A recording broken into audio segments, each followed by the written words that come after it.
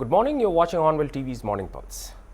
Officer on special duty for the Chardham Yatra administration in Uttarakhand, Prajapati Nautiyal said preparations are in full swing for the smooth conduct of the Chardham Yatra 2026. He stated that following instructions from the Tourism Secretary, district-wise data was collected on the consumption of commercial and domestic gas cylinders during the May-June period of the 2025 Yatra. According to the data received, nearly 16 lakh gas cylinders were used last year. The report has now been submitted to the government and a final decision will be taken on future requirements. Nautiyal added that based on projections, authorities are preparing for an increased demand of around 18 to 20 lakh gas cylinders for the upcoming Yatra season. Chardham यात्रा 2026 के सफल संचालन के लिए तैयारियां चल रही है और इसी परिप्रेक्ष्य में पर्यटन सचिव महोदय के निर्देश पर हमने जनपदों से वर्ष 2025 की चारधाम यात्रा में मई और जून में जो व्यावसायिक गैस सिलेंडर और घरेलू गैस सिलेंडर की जो डेटा हैं वो हमने मंगाए और कल वो डेटा हमारे पास प्राप्त हुए हैं। लगभग उसमें ये देखा गया है कि 16 लाख से अधिक जो है गैस सिलेंडर जो है वो खपत हुए हैं। तो ये रिपोर्ट हमने शासन को भेजी है, माननीय सचिव महोदय को भेजी है और वो आगे इस पर निर्णय लेंगे कि हमको लगभग उससे ज्यादा गैस सिलेंडर की आवश्यकता होगी। सर, पिछले वर्ष भी लगभग 16 लाख के करीब इसकी आवश्यकता हुई थी, तो इसके आधार पर ये अनुमान लगाया गया है कि ये रिपोर्ट हमारे पास आई है। जिला पूर्ति अधिकारियों ने 7 जनपद हमारे जो चारधाम यात्रा से जुड़े हुए हैं खास करके उनसे ये रिपोर्ट आई है और उसके आधार पर ये मतलब एक अनुमान भी है कि 16 लाख से ज्यादा गैस सिलेंडर की आवश्यकता होगी। लगभग 18-20 लाख हमको ये तैयारी रखनी है और इसकी सूचना चली गई है, तो निश्चित रूप से इस पे तैयारी हो रही है। और जो होटल और व्यवसायी और जो होम स्टे व्यवसायी होटल व्यवसायियों के साथ जो माननीय जो हमारे आयुक्त महोदय हैं या उनके निर्देश पर और सचिव महोदय के निर्देश पर जो है ये देखा जा रहा है कि हम आगे इस तैयारियां किस प्रकार से करते हैं और इस पर बात चल रही है और निश्चित रूप से ये तैयारी हो रही है। किस प्रकार से व्यवस्था की जाएगी? व्यवस्था लगातार बिल्कुल अंतिम चरण में है और सचिव महोदय के निर्देश पर जनपदों से जो हमारे पास रिपोर्ट आई है कि वर्ष 2025 की चारधाम यात्रा में कितने सिलेंडर हमारे खपत हुए हैं घरेलू और व्यावसायिक, उसी को देखते हुए जो रिपोर्ट हमारे पास आई लगभग 16 लाख से ज्यादा गैस सिलेंडर खपत हुए हैं और उसी को देखते हुए वो रिपोर्ट हमने शासन को भेज दी है, माननीय सचिव महोदय को भेज दी है और सरकार स्तर पर शासन स्तर पर यह तैयारी की जा रही है कि वर्ष 2026 के लिए हमें और भी ज्यादा जरूरत पड़ सकती है, इसके लिए तैयारी की जा रही है। Union Minister Shivraj Singh Chauhan emphasized the importance of respecting and honoring daughters during the festival of Navratri. He said that daughters are considered living forms of goddess Durga in Indian tradition. On the 9th day of Navratri, when goddess Siddhidatri is worshipped, rituals like Kanya Pujan and Kanya Bhoj are performed to seek blessings. Highlighting the cultural message, Chauhan said that such traditions remind society to always value and respect daughters, adding that the future depends on them and the world cannot function without their presence. सही अर्थों में बेटियों में ही देवियां निवास करती है। अगर देवी मां का साक्षात रूप है तो हमारी बेटियां हैं और हमारी परंपरा है कि नवरात्रि के 9वें दिन जब मां सिद्धिदात्री के रूप में आशीर्वाद देती है, कृपा की वर्षा करती है, तो हम बेटियों का पूजन करते हैं और कन्या भोज होता है। आज उसी परंपरा के अनुसार कन्या भोज हुआ है और बेटियों के बीच हम सब बहुत प्रसन्न हैं। सब बेटियां आई है, अजिला भी आई है और इसका संदेश यही है कि हम बेटियों को सदैव आदर दें, सम्मान करें, क्योंकि बेटियां हैं तो ही कल है। बेटियों के बिना ये दुनिया चल नहीं सकती। सभी बेटियों को प्रणाम, देवियों को प्रणाम और राम नवमी की भी बहुत बहुत शुभकामनाएं सभी देशवासियों को। राम राज का मतलब है दैहिक दैविक भौतिक तापा, राम राज काहू नहीं व्यापा। हर तरह के दुख दूर हो, सब सुखी हो, प्रसन्न हो। सबका मंगल और कल्याण हो। भगवान राम के चरणों में भी, सीता मैया के चरणों में भी बारंबार प्रणाम, सबको शुभकामनाएं। Delhi Chief Minister Rekha Gupta has announced the Vidyavahini initiative to support girls' education. Under the scheme, bicycles will be provided to all Class 9 girls to ensure safe and easy travel to school. The CM said the government is committed to removing barriers so every daughter can complete her education and देखिए, हमारे दिल्ली राज्य की हर बेटी निर्बाध रूप से अपनी पढ़ाई को पूरा करे, स्कूलिंग करे, ग्रेजुएशन करे, जो बनना चाहती है वो बने। उसके लिए उसके रास्ते में आने वाली हर प्रकार की दिक्कत को हटाने का काम सरकार करेगी। बहुत सारी बेटियों को ट्रैवल में, स्कूल से लेकर के घर तक का सफ़र तय करने में और घर से स्कूल आने में कई बार बहुत दिक्कतों का सामना करना पड़ता था। मैंने इस विद्यावाहिनी के माध्यम से ये जो साइकिल अपनी हर बच्ची को जो 9th क्लास में आ रही है उसको देंगे, ताकि वो 9th, 10th, 11th, 12th अपना पूरा स्कूल का जो समय है साइकिल के माध्यम से वो आना जाना कर सके। कई बार घर के नज़दीक नहीं होता है, स्कूल दूर होता है। ये सारी परेशानियों को हटाते हुए हमारी हर बच्ची को उड़ान, एक बड़ी उड़ान वो कर सके, उसके पंखों को मजबूती देते हुए मैं इस योजना को लेकर के आई हूँ सरकार के माध्यम से। और मैं उन लोगों को भी ये कहना चाहती हूँ जो इस साइकिल के माध्यम से हमारी दिल्ली की बेटियों पे राजनीतिक तंज कसते हैं। ये बेटियां कमज़ोर नहीं हैं और ना ही आपकी किसी कमेंट की मोहताज है। जिस दिन इन बेटियों ने आपको जवाब देना शुरू किया, आप कहीं के नहीं रहेंगे। इसलिए ये दुर्गा का रूप है, ये सरस्वती का रूप है, संभल के रहिए। ये बेटियां आने वाले समय में इस शहर का, हमारे देश का नाम रोशन करने वाली है। मैं सरकार की ओर से अपनी हर बेटी को बहुत प्रणाम करती हूँ, खूब आशीर्वाद देती हूँ। आगे बढ़े और खूब तरक्की करे, जो बनना चाहे वो बने। सरकार उसे हर सुख सुविधा देगी जिससे उसकी पढ़ाई पूरी हो। Uttarakhand Chief Minister Pushkar Singh Dhami said the state is committed to ensuring uninterrupted execution of development projects inspired by the vision of Prime Minister Modi. He highlighted that a 42-seater flight service is now operational between Dehradun and Pithoragarh, adding that the connectivity boost will significantly strengthen the region's local economy. प्रधानमंत्री जी के मार्गदर्शन में, प्रेरणा से हमने ये adopt किया है कि कोई भी कार्य यदि हमारा शुरू होता है तो फिर वो अनवरत रूप से चलता है, यानी जब तक वह उसका उद्देश्य पूरा नहीं हो जाता है तब तक वो चलता रहे। आज ये बड़ी खुशी की बात है कि 42 सीटर सेवा पिथौरागढ़, देहरादून और देहरादून से पिथौरागढ़ के लिए चल रही है। और आज से प्रारंभ होने वाली सेवा ये हमारे लिए बहुत अत्यंत महत्वपूर्ण सेवा है, क्योंकि इसके प्रारंभ होने से पिथौरागढ़ से देहरादून और देहरादून से पिथौरागढ़ ये परस्पर ये शहर एक दूसरे से जुड़ जाएंगे और इसकी जो दूरी है 14 घंटे 15 घंटे का लंबा सफर, ये सफर बहुत छोटा हो जाएगा और इससे निश्चित रूप से वहाँ की स्थानीय अर्थव्यवस्था को भी मजबूत बनाने में बहुत अभूतपूर्व रूप से सहायता मिलेगी। इसके साथ साथ आदरणीय प्रधानमंत्री जी के दूरदर्शी नेतृत्व में आप सबको ध्यान होगा 2014 से पहले देश में जितने भी हवाई अड्डों का निर्माण हुआ है उनकी संख्या आजादी के बाद के 65 वर्षों में बने हवाई अड्डों से दुगनी हो गई है।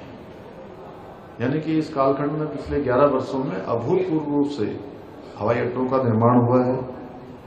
आज जहां एक और civil aviation infrastructure development fund के माध्यम से छोटे शहरों में हवाई अड्डों के विकास के लिए वित्तीय सहायता दी जा रही है, उनको मजबूत किया जा रहा है, इंफ्रास्ट्रक्चर खड़ा किया जा रहा है। वहीं भारत को 2030 तक पैसिफिक लॉजिस्टिक हब के रूप में विकसित करने के लिए भी एयर कार्गो नीति भी लागू की गई है। अभी प्रधानमंत्री जी ने 2 दिन पहले ही एक कैबिनेट बैठक में उड़ान योजना को विस्तार देते हुए उड़ान 2.0 दूसरी को भी मंजूरी प्रदान की है। और ये कोई सामान्य डिसीजन नहीं है, ये बहुत ऐतिहासिक डिसीजन है कि उड़ान योजना अब अनवरत रूप से अपने दूसरे चरण में भी देशवासियों के लिए काम करेगी। और इस जो दूसरे चरण की उड़ान योजना है, इसके लिए आगामी 10 वर्षों में 29,000 करोड़ रुपए के बजट से 29,000 करोड़ रुपए के बजट से 100 से नए हवाई अड्डों का निर्माण होगा। 200 नए हेलीपैड के विकास का लक्ष्य निर्धारित किया गया है।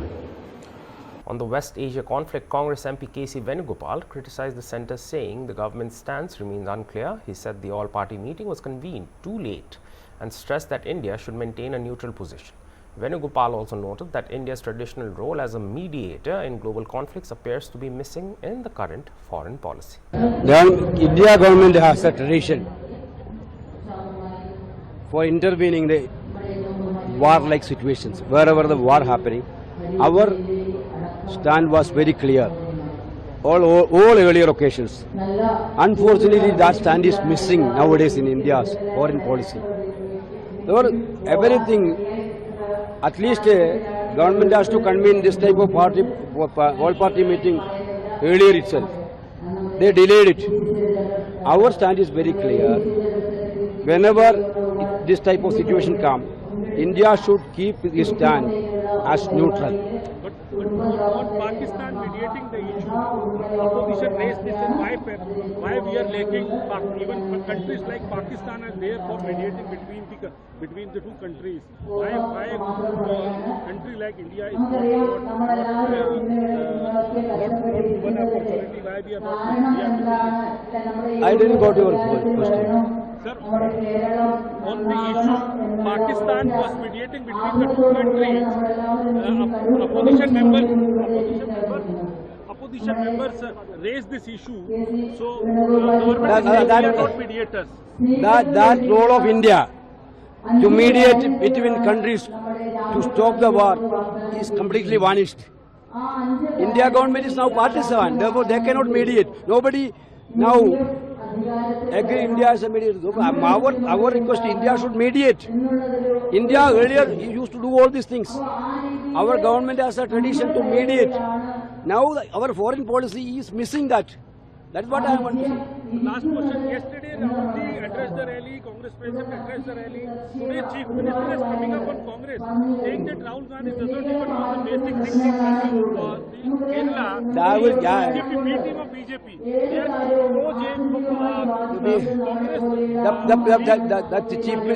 the chief minister, who is completely banking on BJP mercy, have no right, moral right to say single word about Rahul Gandhi.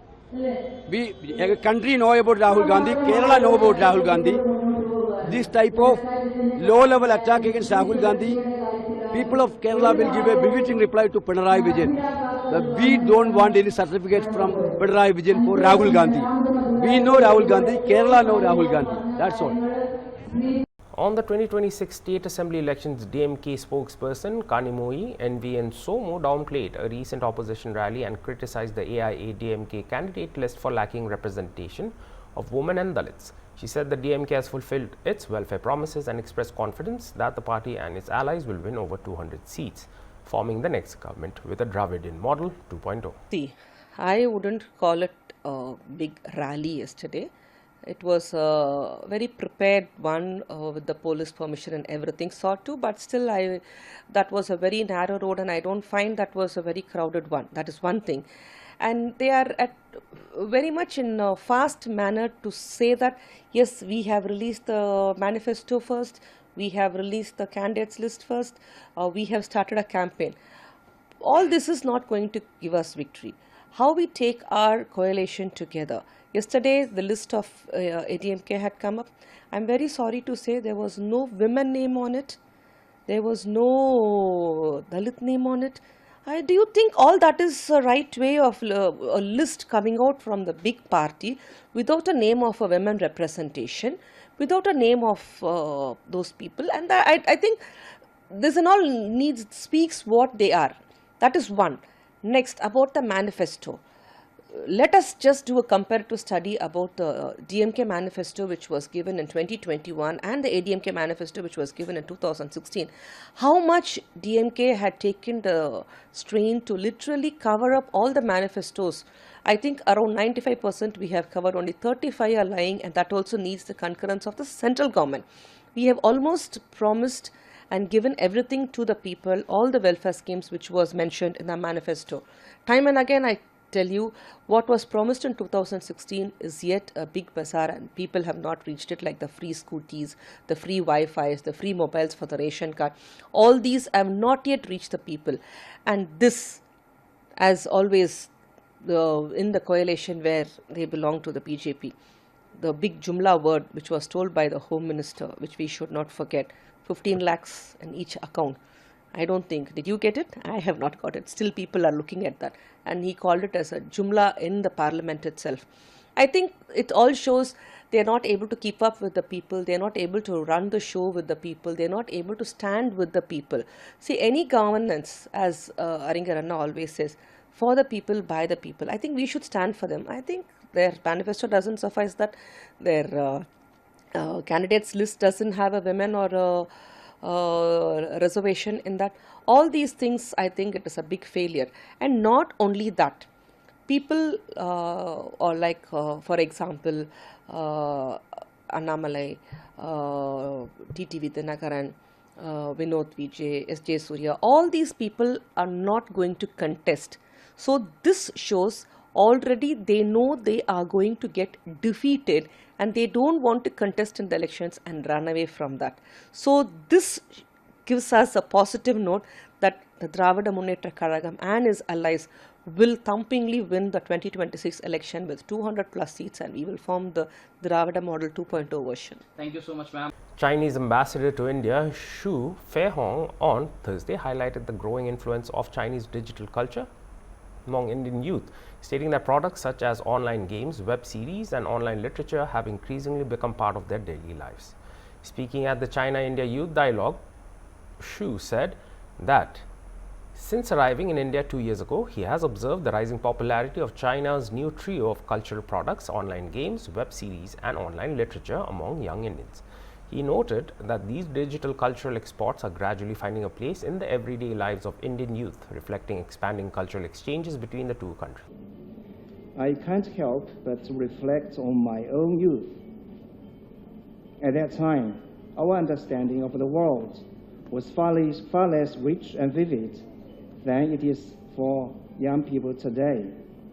We could only get a glimpse of foreign countries through limited means such as books, newspapers, radio and movie. However, when I arrived at this incredible land 2 years ago, I found that China's new trio of cultural products, online games, web series and online literature had quietly become part of the daily lives of Indian youth. Trending Chinese products like Labubu are also emerging as new vehicles to express individually and aesthetic tastes.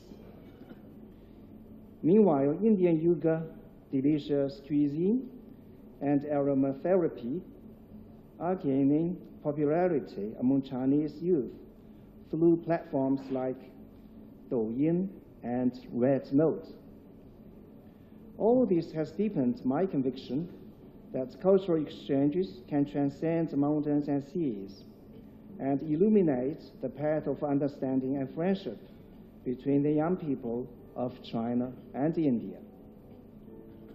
Looking back on the history of China-India exchanges, young people have always been the most dynamic envoys. More than 1,300 years ago, the Chinese Buddhist monk Xuanzang set out for India at the age of 27 in search of Buddhist teachings. Over 17 years, traveling more than 25,000 kilometers on foot, he brought back scriptures and ideas, building a bridge of mutual learning between our two civilizations. In 1924, Rabindranath Tagore visited China and engaged with young Chinese scholars, sowing the seeds of civilizational dialogue. During the Chinese People's War of Resistance against Japanese aggression, some young Indian doctors, such as Dr. Dwarkanath Kotnis, joined the medical mission to China and devoted their youth to the shared cause of justice for the Chinese and Indian peoples. It can be said that in every chapter of China-Indian friendship, young people have always made their very important mark. Young friends, as the world's two largest developing countries and major emerging economies, China-India relations have transcended the bilateral scope and bear important global and strategic significance. Since the meetings between the President Xi Jinping and Prime Minister Narendra Modi in Kazan and Tianjin, China-India relations have moved from a reset and fresh start to a new level of improvement, with positive progress in exchanges and cooperation across various fields. Looking ahead, the development of China-India relations requires not only the strategic guidance of our leaders, but also the mutual understanding and affinity between our peoples, especially among young generations like you. The more young generations understand each other, the stronger the trust between our two countries will be. The more young generations engage with each other, the closer our people. And that was all for this hour's bulletin. For more news and updates, stay tuned to HORNBILL TV. Goodbye.